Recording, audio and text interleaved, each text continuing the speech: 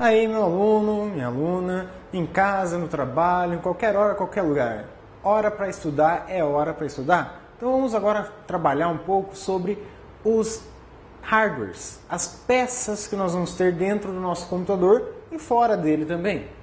Nós temos hardwares que são específicos, básicos para o uso necessário, para você poder ligar o computador, o essencial, e nós temos os hardwares diversos que podem ser acoplados diversamente no computador. Quais são os principais que caem? Obviamente aqueles mais essenciais. Mas vamos dar aí um apanhado geral sobre algumas das principais peças e as suas classificações. É isso que vai aparecer na sua prova de hardware. A classificação quanto ao tipo de peça que você vai estar utilizando aí no seu computador. Bom, você pode acompanhar aí no seu material, no seu PDF, você vai observar todas as figuras referentes a todas as peças que nós vamos estar citando durante a nossa aula. Então vamos começar observando aí que o hardware é a peça que nós temos no computador, beleza? Mas nós, quando falamos dessas peças, vamos dividir essencialmente entre dispositivos de entrada, saída e entrada e saída. E também os dispositivos de armazenamento. A banca gosta de cobrar muito a palavra dispositivos quando se refere a peças, quando se refere ao drive.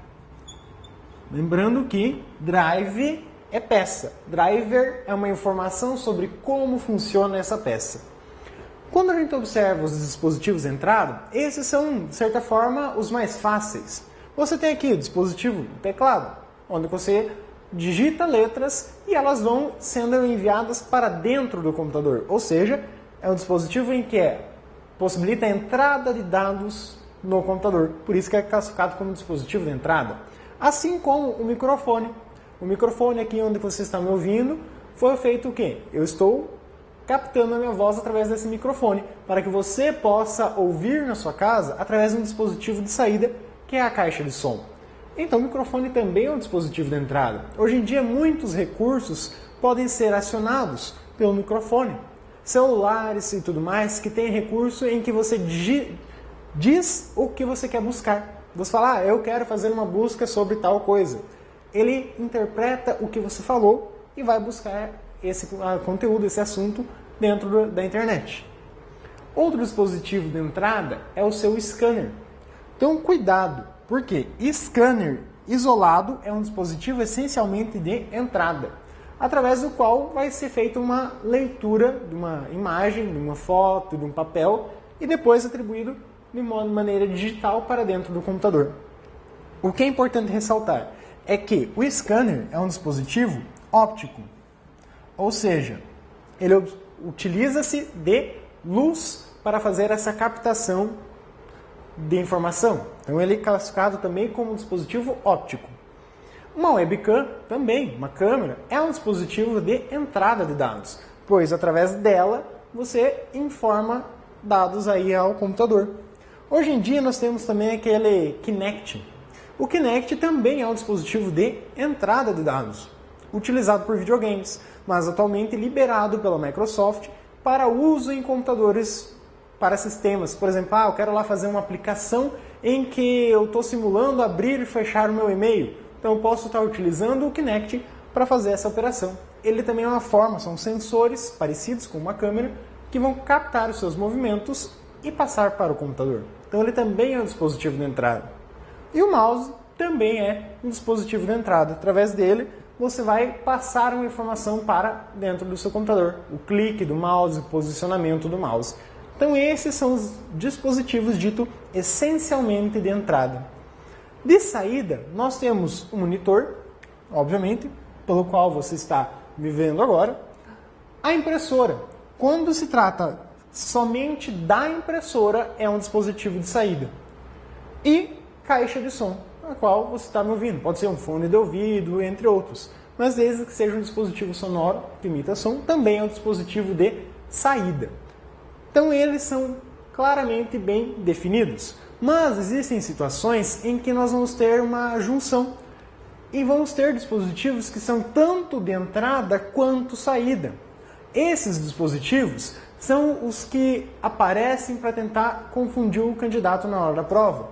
Principalmente esses. as multifuncionais, ou também podem aparecer como impressoras multifuncionais. Tem aquelas impressoras multifuncionais que são ditas 3 em 1, onde que você tem lá impressora, copiadora e scanner. Você tem aquelas impressoras que são 4 em 1, em que você tem todos os recursos da 3 em 1 mais o fax. Então esses são exemplos de dispositivos que podem ser usados para entrada, como tanto podem ser usados para saída. Por quê? Uma impressora multifuncional tem o scanner. O scanner é de entrada, mas a impressora em si é um dispositivo de saída.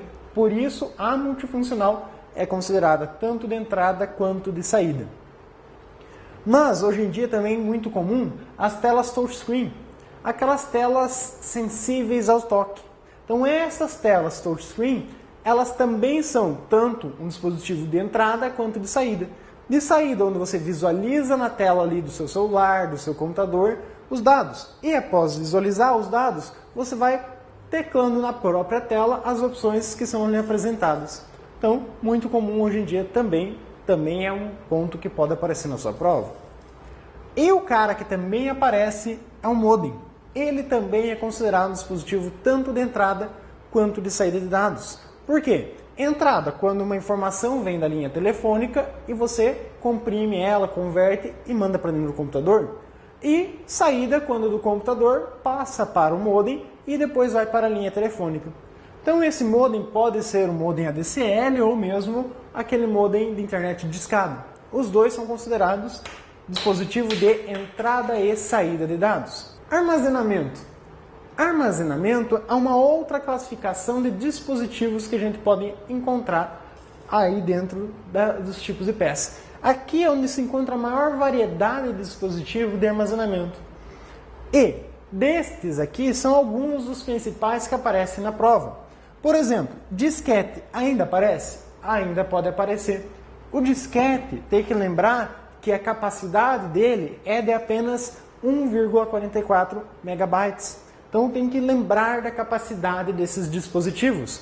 Por quê? Esses dispositivos são utilizados para o armazenamento. E a banca vai colocar questões não somente da sua capacidade, mas ela vai envolver junto com questões Windows, onde ela coloca assim, olha, tem um arquivo aqui, ele cabe dentro de um disquete? Você vai ter que olhar o tamanho daquele arquivo e saber o tamanho do disquete para dizer, cabe ou não cabe. Nós vamos ver ainda como fazer as conversões do megabyte, do gigabyte e do byte, aí entre as suas variações todas. Isso aqui tem que saber, a banca cobra. Mas assim como nós temos o disquete, nós temos aí o CD. O CD-ROM, o usual ou o CDR, ele tem a capacidade de armazenamento de 700 megabytes. Ponto. Só isso, tranquilo. O DVD, ele já tem a capacidade de armazenar 4,7 GB.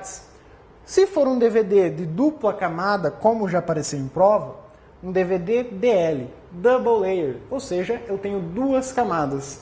Esse cara tem capacidade de armazenar 8,5 GB. Por quê? É o dobro do cara do DVD normal, porque ele tem duas camadas. Não é frente e verso, é na mesma face do seu CD, só do seu DVD, só que ele grava de maneiras diferentes. Por isso que é chamado de dupla camada.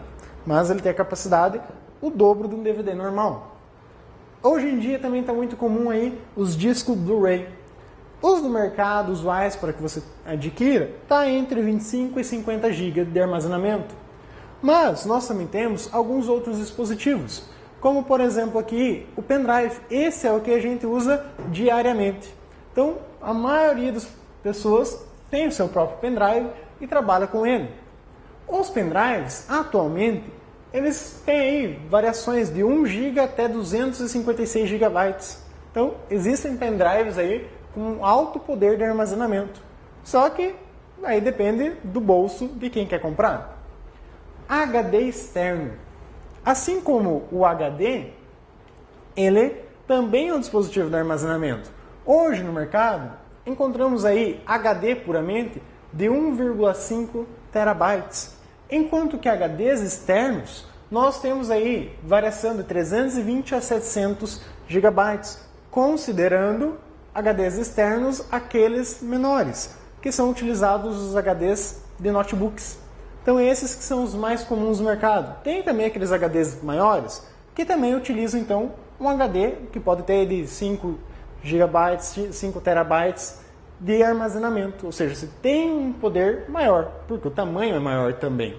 Então um HD normal também é um dispositivo de entrada e saída de dados, assim como é um dispositivo de armazenamento. Por isso que eu deixei ele aqui para o finalzinho. A banca às vezes considera ele também como sendo de entrada e saída, mas de uma maneira mais formal ele é colocado como um dispositivo de armazenamento. Então, entrada e saída de dados. Assim como os HDs, nós temos lá os cartões de memória, aqueles utilizados nas câmeras fotográficas, nos celulares. Aí tem lá os cartões micro SD, que esses cartõezinhos minúsculos que todo mundo fica olhando, putz, como é que cabe tanta coisa ali dentro? Então, esses cartões de memória, eles têm atualmente aí até 32 GB de capacidade de armazenamento. Existem maiores em desenvolvimento, mas por enquanto no mercado você encontra de até 32 GB. E a tal da fita magnética é um tipo de dispositivo de armazenamento também. Lá na fita cassete, há um tempo atrás, o DVD substituiu, mas a fita cassete era uma fita magnética, era de armazenamento. E você tem vários tipos, vários tamanhos de armazenamento. Não é porque parece ser antigo que ele não é utilizado.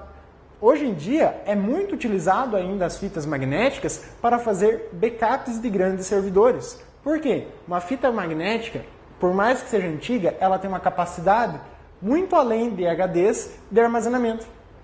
Você encontra aí fitas do tamanho de uma fita cassete antigamente, um pouquinho mais espessa, que consegue armazenar 320 GB facilmente. Então, elas têm um alto poder de armazenamento. Só que ela não é tão utilizada por usuários. Por quê? Porque quando você tem uma fita, se você quer ler uma informação que está dentro dessa fita, o que tem que acontecer? Você tem que rodar toda ela. Você tem que ler a fita inteira para procurar essa informação. E o HD, para fazer essa leitura, é mais rápido. Então, ela é utilizada meramente para backup. Faça uma cópia de segurança. Depois é restaurado o backup inteiro. Mas ainda é muito utilizado. Com relação a esses dispositivos, eles têm alguns que são principais para o computador e outros nem tanto. Ainda aqui, com relação a esses dispositivos, nós vimos que temos a fita magnética, mas também temos outros dispositivos que são magnéticos, como por exemplo é o caso do disquete. DVD, CD, Blu-ray, esses caras são todos considerados dispositivos ópticos, ou seja, utilizam de energia luminosa para armazenar ou ler as informações dentro deles. Os pendrives são dispositivos elétricos. Então esse cara aqui utiliza de eletricidade para salvar a informação lá dentro dele. Um HD externo e uma fita magnética, assim como o HD, são dispositivos magnéticos. E o cartão de memória é equivalente ao pendrive, um dispositivo de armazenamento elétrico. Então esses caras têm essas características principais. Mas ainda temos que ver os dispositivos que são tratados como a memória RAM e o processador. Então me acompanhe aqui no quadro para dar uma olhadinha nesses demais dispositivos. Então aqui nós começamos a observar os tipos de memória que podem aparecer na hora da prova. Bom, quando você está observando as memórias, eles podem citar alguns elementos diferenciados, mas, por nossa sorte, os dois que mais aparecem são a memória ROM e a memória RAM. Esses aparecem muito. Os outros tipos de memória você tem aí no seu material com um complemento, inclusive a tabela expandida, em que mostra mais especificamente as características. Mas vamos nos concentrar nas principais características apresentadas sobre esses dois tipos de memória. Quando nós observamos aqui questões sobre memória RAM, ela vai estar relacionando quem? Uma memória do tipo leitura e escrita. Então você pode tanto ler dados dela quanto escrever dados. Essa memória RAM é também chamada de memória principal do seu computador. É nela que ficam os programas quando você carrega. O que acontece? Quando você desliga o computador, os dados que estão na memória RAM são perdidos. Por quê? Ela é uma memória volátil. Então, a característica de ser volátil está referente a quem? Está referente à ideia de você manter uma energia, manter uma informação assimilada à energia elétrica. A partir do momento que você perde a fonte de alimentação, ela perde a informação que ela tinha armazenado, porque ela tem a característica de ser uma memória volátil. Ao contrário da memória RAM, que é uma memória de acesso aleatório, também pode já aparecer em prova, Random Access Memory, temos a memória ROM. A memória ROM, ela é somente de leitura. Eu só posso ler dela. Tenho aqui algumas outras que são, por exemplo, principalmente de leitura. Ou seja, eu posso escrever nelas, só que a frequência com que eu realizo isso é muito baixa, mas eu posso escrever dentro delas. Maior parte eu vou estar lendo informações de dentro dessas memórias. A PROM também é uma memória do tipo somente leitura. A PROM é uma memória equivalente à ideia de quando você vai lá e compra um CD-R. Quando você compra um CD virgem, não é um CD-R, você vai lá, compra ele, tá virgem. Depois você vai e grava. Depois que você gravou, você consegue alterar os dados dentro dele? Não.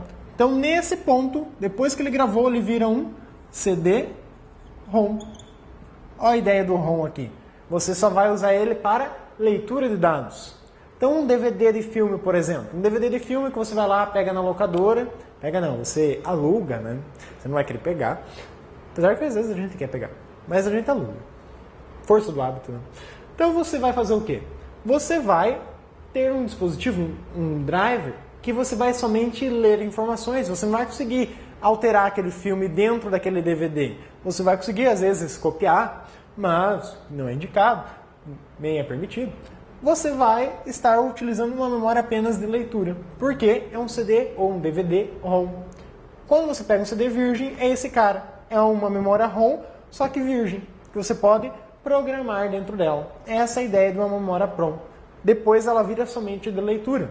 E as outras, elas usam aí dispositivos, como, por exemplo, apagar através de luz ultravioleta, a memória flash, que é eletricamente apagável, e a memória EEPROM, que é eletronicamente apagável.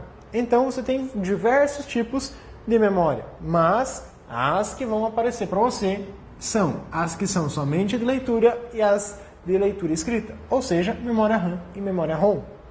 Lembrando que a memória RAM é volátil e a memória ROM ela é uma memória não volátil, ou seja, eu não preciso manter o meu computador o tempo inteiro ligado para armazenar uma informação nela. Por isso que a BIOS do seu computador era colocada em uma memória do tipo ROM, porque ela não é volátil, ou seja, quando você desliga o computador, ela mantém as informações necessárias para depois, quando ele for novamente ligado ao seu computador. Por isso que é nesse tipo de memória. Hoje em dia, nos computadores a partir de 98, por aí, as memórias do tipo BIOS, elas são de que tipo? Elas são do tipo Flash ROM. São as memórias em que são utilizadas aí, então, para armazenar, só que também elas permitem que eu, em algum momento, apague as informações dentro dela. Então, elas são principalmente de leitura, mas eu posso alterar os dados dentro dela. Ou seja, eu posso atualizar a BIOS. Quando você tenha o recurso de atualizar a BIOS, é porque você está usando uma memória do tipo Flash ROM. Então, por causa desta característica, é que você tem a BIOS nesse tipo de dispositivo. Bom, então, como eu já citei para você, a memória RAM é considerada a memória principal, também chamada de memória de trabalho. É aquela que vai estar em funcionamento o tempo inteiro quando você estiver manipulando um programa. Ah, abriu o Word, carregou então os arquivos, os documentos, o programa na memória RAM. Ah, abriu lá o Excel, carregou o programa do Excel na memória RAM. Então ele vai carregando nela. Quando ela é utilizada no máximo, quando você ocupa todo o espaço disponível por ela, o que acontece?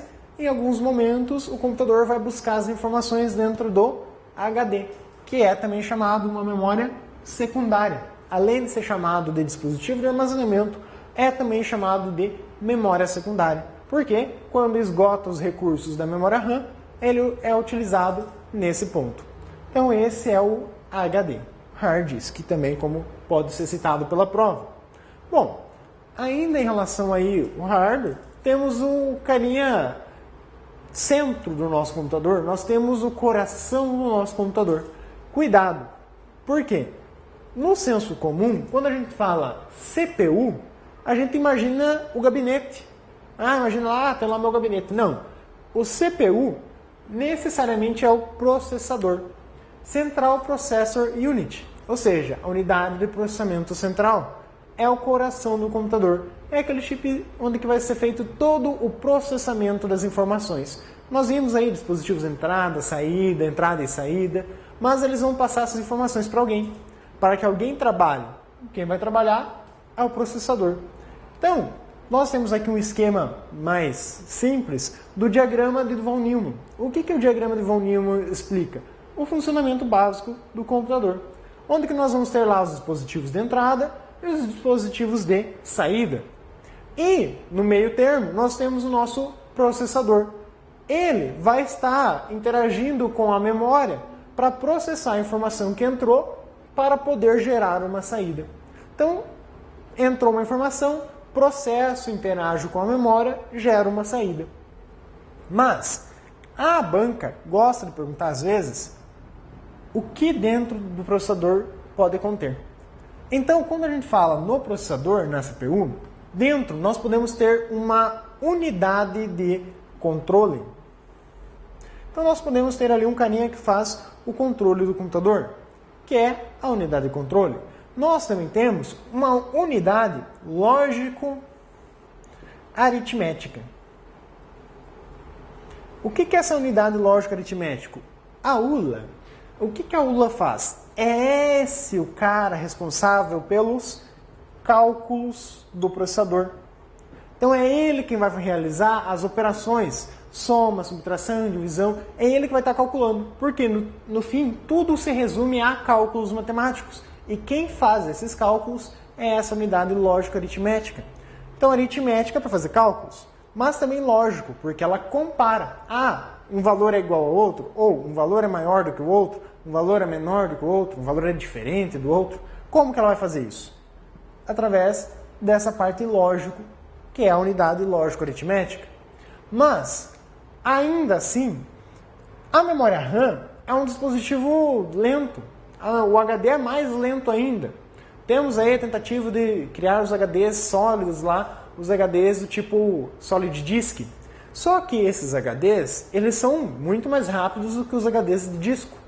A diferença é que, para ler eles são rápidos, só que para gravar as informações dentro deles, eles são muito mais lentos do que os discos convencionais. Então por isso que ainda não pegou no mercado. Mas ele foi pego como ideia de cache. Então, quando a gente fala em cache, nós vamos estar falando aí de um carinha que faz parte da nossa cotidiano da informática. Nós temos a memória cache no navegador, temos memória cache dentro do processador e também temos memória cache dentro do HD. Então, aqui, nos processadores atuais, nós temos o que consideramos de 3 níveis de cache, onde podemos ter 2 níveis dentro e um nível fora, ou mesmo os 3 níveis. Então eles colocam lá como cache L1, cache L2 e cache L3. Então é considerado como o quê? Level 1, Level 2, Level 3.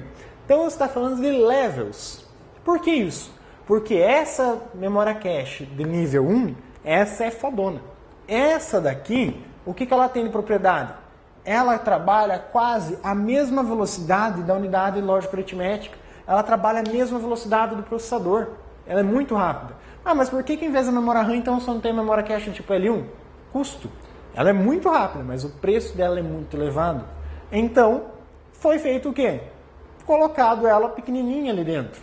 Para quê? Para que as informações que são mais frequentemente utilizadas pelo processador estejam em um acesso mais rápido. Para isso que serve a cache. Ali ele vai armazenar as informações mais recentemente utilizadas e mais frequentemente utilizadas também. Quando o processador vai aqui nessa de nível 1, na cache de nível 1, e não encontra a informação, ele vai buscar na de nível 2. Por quê? A de nível 2 ela é um pouco mais lenta, só que ela é maior do que a de nível 1. Aí fizeram também a de nível 3, que é um pouco mais lenta que a de nível 2 ainda, só que ainda assim a de nível 3 é mais rápida do que a memória RAM. Então, se não está na 1, não está na 2 e não está na 3, o que o processador faz? Ele vai lá e busca essa informação na memória RAM. Se ainda essa informação não estiver na memória RAM, ele vai lá para o HD buscar essa informação. O que acontece? Quando ele vai para a memória, o processamento já vai perder desempenho. Por quê? Na verdade, não é o processamento, é a conexão que oferece essa queda. Porque o processador vai estar parado enquanto vai esperar a informação chegar para ele poder trabalhar. Então ele tem que ficar buscando essa informação ao redor do computador. Mas ainda assim, esse modelo é o mais interessante a ser trabalhado no computador, em que você tem partes temporárias, você tem a sua memória cache. Então vejam que esses dispositivos, de entrada, processador, uma memória e um dispositivo de saída, eles vão estar conectados em alguém. Então, esses dispositivos vão estar conectados na sua placa-mãe. Então, vamos dar uma olhada ali naquele primeiro quadro, o que é a placa-mãe. Vamos lá. Você está vendo que a placa-mãe ela é uma peça onde que a gente colocou aqui o processador, tem o HD conectado, temos outros slots também chamados de slots de expansão. Então esses caras aqui, eles são colocados como? Eles são peças para você colocar no seu computador. Então eu vou expandir outras, como por exemplo, placa de vídeo, placa de modem daquela época da discada, você tem placa de rede, placa captura de TV. Então elas são colocadas como placas de expansão. O nosso processador, temos aqui os slots de memória RAM, o HD conectado e o processador. Aí aqui nós temos lá as entradas e saídas dos dispositivos, como por exemplo a entrada de teclado, a saída para impressora, entre outras portas, como USB, redes, depende da placa-mãe. Essas aqui nem aparecem como importante na hora da prova. O que eles pedem é os slots de expansão, o processador é uma peça que você coloca na placa-mãe, o HD também é uma peça colocada nela, as memórias são peças colocadas nela também, e os slots de expansão também são espaços para colocar mais placas. E lembrar que nós temos um chipzinho que faz parte da placa-mãe, que já vem com a placa-mãe, que é o chip da BIOS. Então ele já vem na placa-mãe. Mas o que é a placa-mãe no final das contas? Ela é um barramento. Ela é as ligações entre esses dispositivos. Então é ela quem vai estar conectando todo mundo no computador, todas as peças anexadas a ela. Então ela só faz essas ligações. Essa é a principal finalidade da placa-mãe, conectar os diversos dispositivos que você tem ali dentro. Então, essa parte aqui, a gente encerra esse bloco aí e vamos nos encontrar aí em outros momentos. Até mais!